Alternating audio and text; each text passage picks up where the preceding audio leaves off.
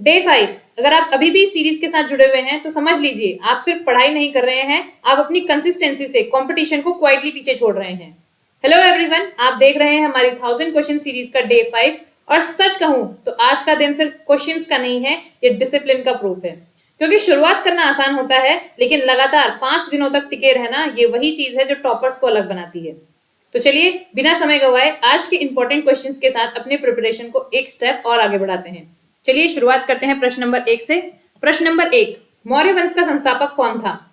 कालाशोक, बिंबिसार, अशोक या चंद्रगुप्त मौर्य? तो इसका सही आंसर है आपका ऑप्शन नंबर डी, यानी कि चंद्रगुप्त मौर्य। चंद्रगुप्त मौर्य ने 322 ईसा पूर्व में नंद वंश के संस्थापक, नंद वंश के शासक धनानंद को हराकर मौर्य साम्राज्य की स्थापना की थी।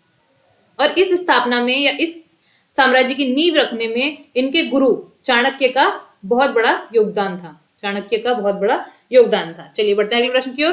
प्रश्न 2, सम्राट अशोक का कौन सा शिलालेख कलिंग पर उनके विजय का उल्लेख करता है? पहला, चौथा, 10वां या 13वां? तो इसका सही आंसर है आपका ऑप्शन नंबर डी, यानी कि 13वां। चलिए इसके बाद, पानीपत की पहली लड़ाई किस वर्ष में लड़ी गई? 1521, 1526, 1556 या 1761? तो इसका सही आंसर है आपका ऑप्शन नंबर बी, यानी कि 1526 में लड़ी गई। और ये युद्ध किसके किसके बीच में हुआ था? पानीपत का युद्ध बाबर और इब्राहिम लोदी के बीच में हुआ था। ठीक है, बाबर और इब्राहिम लोदी के बीच में हुआ था और इसमें बाबर की जीत हुई थी, जिसके बाद मुगल साम्राज्य की नींव जो है वो भारत में रखी गई थी। ठीक है, इसके बाद ही मुगल साम्राज्य की नींव भारत में रखी गई थी। प्रश्न 4, किस शासक की मृत्यु उसके पुस्तकालय की सीढ़ियों से गिरकर हुई थी? जहांगीर, शाहजहां, बाबर या हुमायूं? तो इसका सही आंसर है आपका ऑप्शन नंबर डी, यानी कि हुमायूं। चलिए, मौर्यकालीन भारत के विवरण वाली इंडिका के लेखक कौन थे? मेगास्थनीज, फाहियान, हैनसांग या कोई नहीं? तो इसका सही आंसर है आपका ऑप्शन नंबर ए, मेगास्थनीज। देखिए, अगर आपकी एंशिएंट हिस्ट्री आपको लगता है अभी भी कमजोर है, आपको लगता है आपके आंसर अभी करेक्ट नहीं हो रहे हैं, आपका रिवीजन हल्के में जा रहा है, तो आप हमारी रैंक अप 360 के चैनल पर हिस्ट्री, एंशिएंट हिस्ट्री की एक सीरीज पढ़ी है, आप उसको देख सकते हैं, आपका अच्छे से रिवीजन हो जाएगा। ठीक है, तो इंडिका जो है वो मेगास्थनीज ने लिखी थी। मेगास्थनीज कौन थे? राजदूत थे किसके? सेल्यूकस निकेटर के। सेल्यूकस निकेटर के राजदूत थे। और सेल्यूकस निकेटर कौन थे? सेल्यूकस निकेटर थे सैनिक किसके? अलेक्जेंडर, जिन्हें आप सिकंदर महान कहते हैं। अलेक्जेंडर जो थे उनके सैनिक थे सेल्यूकस निकेटर, और सेल्यूकस निकेटर के राजदूत थे मेगास्थनीज, जिनको किसके? चंद्रगुप्त मौर्य के शासन में, उनके कोर्ट में भेजा गया था ताकि वो उनकी शासन प्रणाली को समझ सकें। ठीक है, चलिए बढ़ते हैं अगले प्रश्न की ओर। प्रश्न 6, जजिया फिर से लगाने वाले मुगल शासक का नाम क्या था? ऑप्शन है आपके पास हुमायूं, औरंगजेब, जहांगीर या कोई नहीं? तो इसका सही आंसर है आपका ऑप्शन नंबर बी, औरंगजेब। देखिए, जजिया कर जो था वो एक धार्मिक कर था। ठीक है, धार्मिक कर था। ये हर एक गैर मुस्लिम पे लगाया जाता था। ठीक है, गैर मुस्लिम समुदाय पे लगाया जाता था। लेकिन 1564 में अकबर ने इस कर को खत्म कर दिया था, लेकिन उसके बाद 1679 में औरंगजेब ने इसे फिर से स्टार्ट कर दिया। ठीक है, चलिए बढ़ते हैं अगले प्रश्न की ओर। प्रश्न 7, चरक संहिता संबंधित है राजनीति, चिकित्सा, वास्तुकला या गणित? तो इसका सही आंसर है आपका ऑप्शन नंबर बी, यानी कि चिकित्सा से। ठीक है, अब आप कमेंट बॉक्स में बताएंगे कि चरक संहिता जो है वो किसके द्वारा रचित है, यानी कि इसके रचयिता कौन है। प्रश्न 8, किस मुगल सम्राट ने ईस्ट इंडिया कंपनी को बंगाल में शुल्क मुक्त व्यापार की अनुमति दी थी? शाहजहां, अकबर, जहांगीर या औरंगजेब? तो इसका सही आंसर है आपका ऑप्शन नंबर डी, यानी कि औरंगजेब। देखो, औरंगजेब ने एक फरमान जारी किया था जिसमें कंपनी को बंगाल में वार्षिक भुगतान के बदले शुल्क मुक्त व्यापार करने का अधिकार दे दिया गया था। ठीक है, चलिए बढ़ते हैं अगले प्रश्न की ओर।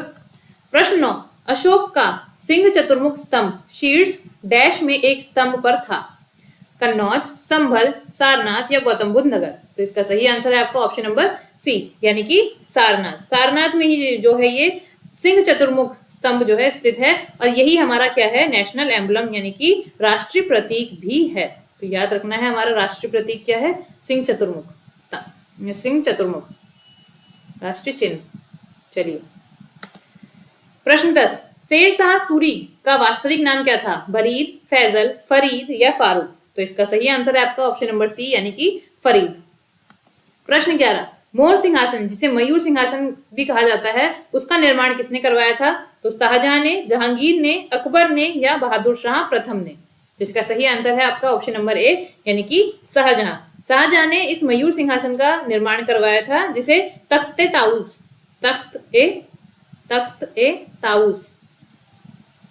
ताऊस भी कहा जाता है। इसी पर कोहिनूर हीरा भी लगा हुआ था। ठीक है, कोहिनूर हीरा भी इसी सिंहासन पर लगा हुआ था। प्रश्न 12, योग दर्शन के प्रवर्तक कौन थे? महर्षि जैमिनी, स्वामी रामदेव, महर्षि पतंजलि या महर्षि अरविंद? तो सभी को पता है योग दर्शन के प्रवर्तक कौन थे? महर्षि पतंजलि यानी कि ऑप्शन नंबर सी आपका करेक्ट हो जाता है। अकबर की सफल भू राजस्व प्रणाली का श्रेय उनके किस दरबारी को जाता है? बीरबल, राजा मानसिंह, राजा टोडरमल या खयाम? तो इसका सही आंसर है आपका ऑप्शन नंबर सी यानी कि राजा टोडरमल। राजा टोडरमल ने दहसाला नामक एक पद्धति दी थी। ठीक है, एक पद्धति दी थी जिसमें भू कर का निर्माण सटीक और व्यवस्थित रूप से था। ठीक है, चलिए प्रश्न 14, जैसे कि अशोक के शिलालेखों में उल्लेख किया गया है मौर्य साम्राज्य में कौन सा प्रांतीय केंद्र नहीं था? तक्षशिला, उज्जैनी, स्वर्णगिरी या इंद्रप्रस्थ? तो इसका सही आंसर है आपका ऑप्शन नंबर डी यानी कि इंद्रप्रस्थ। देखो अगर आप शिलालेखों के उल्लेख को देखेंगे तो उसमें तक्षशिला का भी वर्णन है, उज्जैनी का भी वर्णन है, स्वर्णगिरी का भी वर्णन है, लेकिन इंद्रप्रस्थ का वर्णन नहीं है। इसकी जगह किसका वर्णन है? तोसली। ठीक है, अगर ऑप्शन यहाँ पर तोसली होता तो चारों के चारों जो है करेक्ट हो जाते। ठीक है, चलिए बढ़ते हैं अगले प्रश्न की ओर। तो इसका ऑप्शन नंबर डी हमारा करेक्ट हो जाता है। प्रश्न 15, कौन सा मुगल बादशाह शराब को छूता तक नहीं था? औरंगजेब, शाहजहां, जहांगीर या अकबर? तो इसका सही आंसर है आपका ऑप्शन नंबर ए यानी कि औरंगजेब। देखो औरंगजेब जो है वो बहुत ज्यादा रूढ़िवादी और धार्मिक शासक था। उसने अपने व्यक्तिगत जीवन में कभी शराब और विलासिता पूर्ण जो है ढंग से जीवन को नहीं जिया था। चलिए प्रश्न 16, चंद्रगुप्त मौर्य के इस प्रसिद्ध राजनीतिक सलाहकार को किस नाम से नहीं जाना जाता था? चाणक्य, विष्णुगुप्त, कौटिल्य या समुद्रगुप्त? देखो अगर आपने एंशिएंट हिस्ट्री ठीक से पढ़ी है तो आपने पढ़ा होगा कि चाणक्य का नाम चाणक्य था, विष्णुगुप्त था, कौटिल्य भी था, लेकिन क्या नहीं था? समुद्रगुप्त नहीं था। तो इसका करेक्ट ऑप्शन क्या हो जाता है? ऑप्शन नंबर डी यानी कि समुद्रगुप्त नहीं था। चलिए प्रश्न 17, 1556 ईस्वी में पानीपत का द्वितीय युद्ध किनके मध्य लड़ा गया था? अकबर और हेमू, अकबर और राणा प्रताप, अकबर और भारमल, अकबर और उदय सिंह? तो इसका सही आंसर है आपका ऑप्शन नंबर ए यानी कि अकबर और हेमू के बीच में लड़ा गया था। चलिए बढ़ते हैं अगले प्रश्न की ओर। प्रश्न 18, कनिष्क के शासनकाल के दौरान कौन सी बौद्ध संगति आयोजित की गई थी? पहली, दूसरी, चौथी या पांचवी? तो इसका सही आंसर है आपका ऑप्शन नंबर सी यानी कि चौथी संगति जो है वो कनिष्क शासनकाल में हुई थी। अब आपको कमेंट बॉक्स में बताना है कि इसकी अध्यक्षता किसने की थी? ठीक है, और कौन से क्षेत्र में ये संपूर्ण हुई थी। चलिए प्रश्न 19, किस मुगल सम्राट द्वारा आगरा के किले का निर्माण किया गया था? अकबर, औरंगजेब, जहांगीर या शाहजहां? तो इसका सही आंसर है आपका ऑप्शन नंबर ए यानी कि अकबर के द्वारा 1565 में आगरा के किले का निर्माण करवाया गया था। थॉमस रो जहांगीर के किस किले में मिले थे? आगरा, इलाहाबाद, झांसी या अजमेर? तो इसका सही आंसर है आपका ऑप्शन नंबर डी यानी कि अजमेर। प्रश्न 21, कौन सा मुगल सम्राट अनपढ़ था? शाहजहां, औरंगजेब, अकबर या बहादुर शाह जफर? तो इसका सही आंसर है आपका ऑप्शन नंबर सी यानी कि अकबर। प्रश्न 22, अशोक के आक्रमण के दौरान कलिंग यानी कि पूर्व प्रांत की राजधानी कौन सी थी? तक्षशिला, पाटलिपुत्र, उज्जैन या तोसली? तो इसका सही आंसर है आपका ऑप्शन नंबर डी यानी कि तोसली। प्रश्न 23, प्रारंभ में अकबर का संरक्षक कौन था? हेमू, फैजी, अबुल फजल या बैरम खान? तो इसका सही आंसर है आपका ऑप्शन नंबर डी। देखो जब अकबर 13 वर्ष के थे उस दौरान हुमायूं की मृत्यु हो गई थी, तो इसीलिए बैरम खान जो उनके मंत्री थे यानी कि जो हुमायूं के मंत्री थे उन्होंने ही अकबर के संरक्षण के तौर पर अपनी भूमिका निभाई थी। प्रश्न 24, अशोक के कौन से शिलालेख में ब्राह्मी लिपि का प्रयोग नहीं किया गया था? सारनाथ, सहबाजगढ़ी, धौली या इनमें से कोई नहीं। तो इसका सही आंसर है आपका ऑप्शन नंबर बी यानी कि सहबाजगढ़ी। प्रश्न 25, किसके शासनकाल में भारत का पहला मुद्रा रुपया मुद्रित हुआ? समुद्रगुप्त, हुमायूं, शेर शाह सूरी या अकबर? तो इसका सही आंसर है आपका ऑप्शन नंबर सी यानी कि शेर शाह सूरी। ठीक है, शेर शाह सूरी ने चांदी का सिक्का चलाया था जिसका वजन 178 ग्राम था और इसे रुपये के नाम से जाना जाता था। ठीक है। प्रश्न 26, नगर पालिका प्रशासन की एक विस्तृत प्रणाली के लिए सबसे प्रसिद्ध राजा कौन था? अकबर, चंद्रगुप्त मौर्य, कनिष्क या विक्रमादित्य? तो इसका सही आंसर है आपका ऑप्शन नंबर बी यानी कि चंद्रगुप्त मौर्य। क्योंकि मेगास्थनीज ने अपनी पुस्तक इंडिका में लिखा है कि मौर्य शासन में पाटलिपुत्र नगर के प्रशासन में 30 सदस्य शामिल हुआ करते थे। ठीक है, 30 सदस्य शामिल हुआ करते थे जिसमें 6 समितियां थी। ठीक है, 6 समितियां थी और इन 6 समितियों में जो है 5-5 मेंबर्स हुआ करते थे। ठीक है, चलिए प्रश्न 27, सासाराम शहर में किस प्राचीन सम्राट का मकबरा स्थित है? बहादुर शाह जफर, अलाउद्दीन खिलजी, शेर शाह सूरी या ऐबक? तो इसका सही आंसर है आपका ऑप्शन नंबर सी यानी कि शेर शाह सूरी। चलिए प्रश्न 28, मौर्य अर्थव्यवस्था मुख्य रूप से किस पर निर्भर थी? कृषि अर्थव्यवस्था, व्यापार, उद्योग या युद्ध? तो इसका सही आंसर है आपका ऑप्शन नंबर ए यानी कि कृषि अर्थव्यवस्था पर। चलिए प्रश्न 29, औरंगजेब किसका पुत्र था? शाहजहां, अकबर, हुमायूं या बाबर? तो इसका सही आंसर है आपका ऑप्शन नंबर ए यानी कि शाहजहां का पुत्र था। प्रश्न 30, पुष्यमित्र ने किस वंश की स्थापना की जिसका 5वां राजा भागभद्र था? कणव राजवंश, दास राजवंश, चौल राजवंश या शुंग राजवंश? सभी को पता है कि पुष्यमित्र जो है उन्होंने शुंग राजवंश की स्थापना की थी और ये स्थापना कब हुई थी? मौर्य शासक जो बृहदरथ थे उनकी मृत्यु के बाद। प्रश्न 31, वह स्थान जहां अंतिम मुगल सम्राट बहादुर शाह जफर की मृत्यु हुई थी, रंगून, ग्वालियर, आगरा या दिल्ली? तो इसका सही आंसर है आपका ऑप्शन नंबर ए यानी कि रंगून। देखो 1857 का जो विद्रोह हुआ था उसके बाद अंग्रेजों ने बहादुर शाह जफर को बंदी बनाकर जो बर्मा है वहां भेज दिया था और जहां 1862 में, कब? 1862 में इनकी मृत्यु हो गई थी। ठीक है, जो बर्मा है उसका रंगून शहर, उसका जो रंगून शहर है वहां पर बहादुर शाह जफर को बंदी बनाकर भेज दिया था जहां 1862 में उनकी मृत्यु हो गई थी। प्रश्न 32, प्राचीन भारत के महान व्याकरणविद पतंजलि किसके समकालीन थे? चंद्रगुप्त मौर्य के, अशोक के, पुष्यमित्र शुंग के या वसुमित्र के? तो इसका सही आंसर है आपका ऑप्शन नंबर सी यानी कि पुष्यमित्र शुंग के।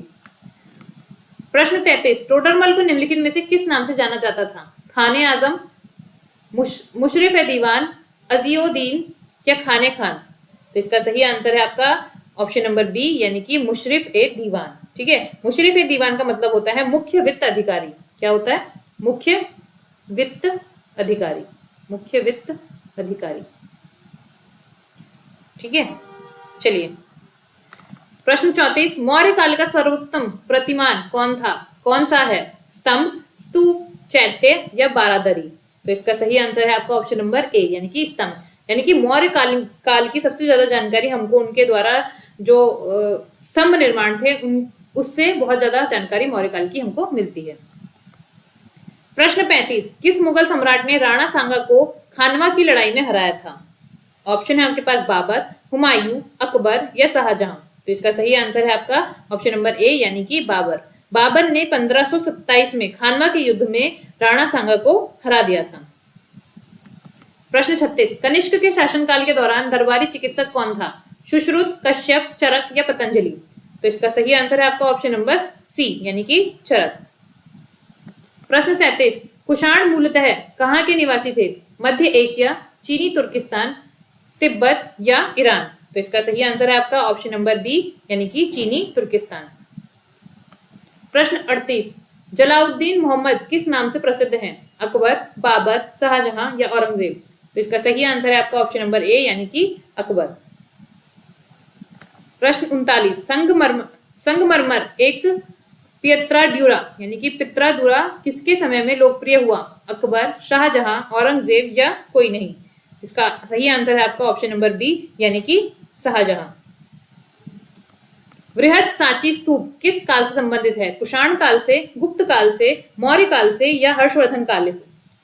तो इसका सही आंसर है आपका ऑप्शन नंबर सी यानी कि मौर्य काल से। जिसका निर्माण जो है किसने करवाया था, सम्राट अशोक ने करवाया था। ठीक है, सम्राट अशोक ने करवाया था। चलिए प्रश्न 41, अकबर के नवरत्नों में से कौन सा सही ढंग से मेल नहीं खाता है? अबू फजल वजीर, राजा मानसिंह वित्त मंत्री, रहीम कवि, मुल्ला दो प्याजा सलाहकार। देखो अबू फजल जो थे वो वजीर थे, ठीक है, ये सही है। रहीम कवि थे, ये भी सही है। और मुल्ला दो प्याजा सलाहकार थे, ये भी सही है। लेकिन राजा मानसिंह जो थे वो वित्त मंत्री नहीं थे। वित्त मंत्री कौन थे? वित्त मंत्री थे राजा टोडरमल। टोडरमल, राजा टोडरमल थे। ठीक है, चलिए प्रश्न 42, बिंदुसार की रुचि किस संप्रदाय में थी? बौद्ध धर्म, लोकायत, आजीवक या इनमें से कोई नहीं? देखो जो मौर्य सम्राट बिंदुसार थे वो आजीवक संप्रदाय में रुचि रखते थे। ठीक है, चलिए प्रश्न 43, भारत की सबसे पुरानी मानव निर्मित झील सुदर्शन झील 300 ईसा पूर्व कहाँ है? राजस्थान, गुजरात, महाराष्ट्र या कश्मीर? तो इसका सही आंसर है आपका ऑप्शन नंबर बी, यानी कि गुजरात। देखो इस झील का जिक्र जो है वो किसमें मिलता है? जूनागढ़ अभिलेख में मिलता है। जूनागढ़ अभिलेख में मिलता है। और इसका निर्माण, जूनागढ़ अभिलेख, इसका निर्माण किसने करवाया था? और इसका निर्माण करवाया था आपका चंद्रगुप्त मौर्य ने। चंद्रगुप्त मौर्य ने। ठीक है, चलिए प्रश्न 44, मुगल शासन के दौरान एक कोतवाल की सही भूमिका क्या थी? सेना का नेतृत्व, राजस्व एकत्रित करना, कानून और व्यवस्था और राजकोषीय बनाए रखना। तो इसका सही आंसर है आपका ऑप्शन नंबर सी, यानी कि कानून और व्यवस्था। हम अभी भी देखते हैं कोतवाल यानी कि पुलिस का क्या काम होता है? कानून और व्यवस्था को बनाए रखने का। प्रश्न 45, किसे देवनाम प्रियपियदिस के नाम से जाना जाता था? चंद्रगुप्त, अशोक, गौतम बुद्ध या महावीर? तो इसका सही आंसर है आपका ऑप्शन नंबर बी, यानी कि अशोक। अशोक के कई अभिलेखों में उनको देवनाम प्रिय या पियदिस के नाम से जाना जाता था। प्रश्न 46, अकबर के दरबार में प्रसिद्ध कवि कौन थे? बीरबल, तुलसीदास, रहीम खान या बैरम खान? तो इसका सही आंसर है आपका ऑप्शन नंबर सी, यानी कि रहीम खान। प्रश्न 47, तक्षशिला शहर किन नदियों के बीच में स्थित है? सिंधु और झेलम, झेलम और चेनाब, चेनाब और रावी या रावी और ब्यास? तो इसका सही आंसर है आपका ऑप्शन नंबर ए, यानी कि सिंधु और झेलम के बीच में तक्षशिला शहर जो है वो बसा हुआ है। प्रश्न 48, अशोक के प्रधान शिलालेखों में सबसे बड़ा शिलालेख कौन सा है? 11वां, 12वां, 13वां या 14वां? तो इसका सही आंसर है आपका ऑप्शन नंबर सी, यानी कि 13वां। ये सबसे लंबा इसलिए है क्योंकि इसमें सबसे पहले कलिंग युद्ध का वर्णन है।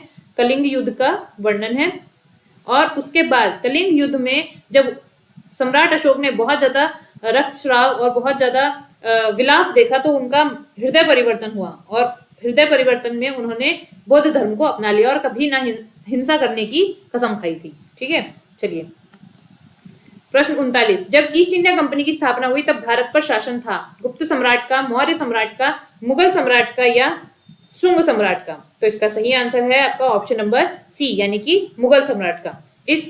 जब ईस्ट इंडिया कंपनी की स्थापना हुई थी तब मुगल सम्राट अकबर जो है वो भारत पर राज कर रहे थे। ठीक है, अकबर जो है वो भारत पर राज कर रहे थे। प्रश्न 50, हुमायूं की मृत्यु के बाद अकबर को कहां सिंहासन पर बैठाया गया? लाहौर, सरहिंद, कालानौर या काबुल? तो इसका सही आंसर है आपका ऑप्शन नंबर सी, यानी कि कालानौर में जो है उनको सिंहासन पर बिठाया गया था। अशोक के साम्राज्याधीन निम्नलिखित में से कौन सा नहीं था? कश्मीर, गुर्जर, कर्नाटक या कामरूप? तो इसका सही आंसर है आपका ऑप्शन नंबर डी, यानी कि कामरूप। ये प्राचीन नाम है किसका? असम का। असम का प्राचीन नाम है कामरूप। ठीक है, देखो कश्मीर से भी इनके शिलालेख मिले हैं, गुजरात से भी और कर्नाटका से भी। ठीक है, लेकिन कामरूप से इनके कोई अभिलेख नहीं मिले, जिससे पता चलता है कि ये अशोक के नियंत्रण वाले क्षेत्र में नहीं आता था। तो इसका ऑप्शन नंबर डी जो है वो करेक्ट हो जाता है। प्रश्न 52, बाबर की आत्मकथा तुजू के बाबरी किस नाम से प्रसिद्ध है? मुगल नामा, बाबर नामा, बाबर मुबारक या बाबर बिहाया? तो इसका सही आंसर है आपका ऑप्शन नंबर बी, यानी कि बाबर नामा। ठीक है, ये एक आत्मकथा है जिसे तुर्की भाषा में लिखा गया है। ठीक है, चलिए प्रश्न 53, भारत में जहांगीर का शासनकाल कौन सा था? मतलब कितना उनका शासनकाल था? 1605 से 1627 ईस्वी तक, 1627 से 1658 तक, 1658 से 1707 तक या 1707 से 1748 ईस्वी तक? तो जहांगीर जो है उनका शासनकाल जो था वो 1605 से 1627, यानी कि ऑप्शन नंबर ए जो है वो करेक्ट हो जाता है। ठीक है, इतना रहा था। प्रश्न 54, पहला कठपुतली मुगल सम्राट कौन था? जहांदार शाह, बहादुर शाह, फर्रुखसियार या मोहम्मद शाह? तो इसका सही आंसर है आपका ऑप्शन नंबर बी, यानी sorry option number A, Jahandar Shah जो है इसका करेक्ट आंसर हो जाता है। प्रश्न 55, किस मुगल बादशाह ने इलाहाबाद को अपनी राजधानी बनाया? अकबर, शाह आलम, हुमायूं या औरंगजेब? तो इसका सही आंसर है आपका ऑप्शन नंबर बी, यानी कि शाह आलम। देखो बक्सर के युद्ध 1765 में 1765 के बाद जो है इलाहाबाद की संधि हुई थी, जिसके अनुसार जो शाह आलम द्वितीय थे उन्होंने कई वर्षों तक अपने मतलब अपना जो क्षेत्र था उसे इलाहाबाद के किले में जो इलाहाबाद का किला था उसमें ही निवास किया था और उसको अपना क्षेत्र बना लिया था। प्रश्न 56, किसने भूमि मापांक की व्यवस्था यानी कि जब्ती और दहसाला प्रारंभ की थी? बहादुर शाह, शेर शाह, शाहजहां या अकबर? तो इसका सही आंसर है आपका ऑप्शन नंबर डी, यानी कि अकबर। अभी हमने पिछले क्वेश्चन में पढ़ा था कि दहसाला जो है एक भूमि मापांक व्यवस्था थी, जिसे किसने दिया था? टोडरमल ने दिया था। ठीक है, और टोडरमल किसके दरबार में थे? वो अकबर के दरबार में थे। प्रश्न 57, किसने अकबर की धार्मिक नीति की आलोचना की थी? फैजी, अबुल फजल, बदायूनी या कोई नहीं? तो इसका सही आंसर है आपका ऑप्शन नंबर सी, यानी कि बदायूनी ने अकबर की धार्मिक नीति की आलोचना की थी। प्रश्न 58, मुगल में पुलिस बल के मुखिया को क्या कहा जाता था? दरोगा, फौजदार, सूबेदार या कोतवाल? तो ऑप्शन नंबर डी, यानी कि कोतवाल जो है वो सही आंसर हो जाता है। प्रश्न 49, किस मुगल शासक ने मेवाड़ के राणा अमर सिंह से समझौता किया? शाहजहां, अकबर, जहांगीर या इनमें से कोई नहीं? तो इसका सही आंसर है आपका ऑप्शन नंबर सी, यानी कि जहांगीर ने।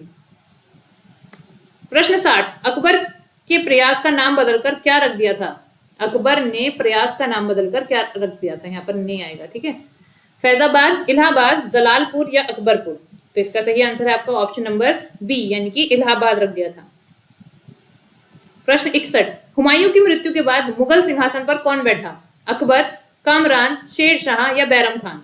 तो हुमायूं की मृत्यु के बाद उनके पुत्र जो थे अकबर, उन्होंने राज संभाला था, तो उन्होंने ही सिंहासन पर बैठे थे। प्रश्न 62 और आज के दिन का ये आखिरी क्वेश्चन है, पानीपत की दूसरी लड़ाई अकबर और किसके बीच में हुई थी? राणा प्रताप, हेमू, शेर शाह सूरी या बाबर? तो इसका सही आंसर है आपका ऑप्शन नंबर बी, यानी कि हेमू। ठीक है, ये युद्ध 5 नवंबर 1556 को हुआ था, जिसमें अकबर की सेना ने हेमू को हरा दिया था और फिर दिल्ली पर जो है मुगल साम्राज्य की स्थापना हो गई थी। ठीक है, तो आज की दिन का ये आखिरी क्वेश्चन था।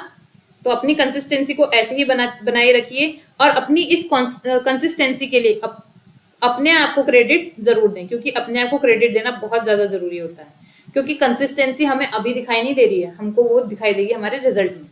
तो चलिए अब हम आपसे फिर मिलेंगे अगली वीडियो के साथ, यानी कि डे 6 के साथ। हर दिन थोड़ा थोड़ा जो है अपनी कंसिस्टेंसी को बनाए रखिए, थोड़ी थोड़ी प्रैक्टिस करते रहिए, क्योंकि कंसिस्टेंसी ही हमारी जो है स्ट्रेटेजी है। चलिए आज के लिए बहुत बहुत धन्यवाद।